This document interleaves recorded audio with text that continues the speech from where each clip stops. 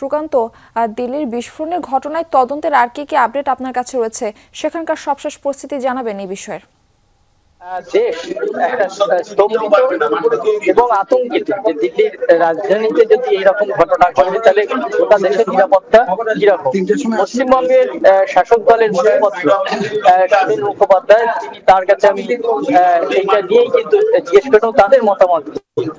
শুনলাম দিল্লিতে যে বিস্ফোরণ ঘটেছে সেটার এখন কি পরিস্থিতি, আর এটা সম্পর্কে আপনাদের কি ধারণা? বিষয়টা ব্যাপারে লালকিল্লামে বাংলায়, হ্যাঁ বাংলায়, ব্যাপারে যে দিল্লিতে যে ঘটনাটা ঘটেছে এই ঘটনাটা আমাদের ভারতবর্ষের ক্ষেত্রে অত্যন্ত দুঃখজনক এবং করুণার বিষয়, মানে এই বিষয়ে দুঃখজনক বিষয়।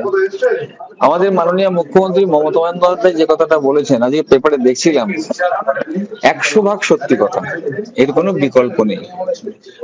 আমাদের দেশে বিজেপি সরকার থাকলেই এই ঘটনাগুলো ঘটবে। আপনার আমাদের এতে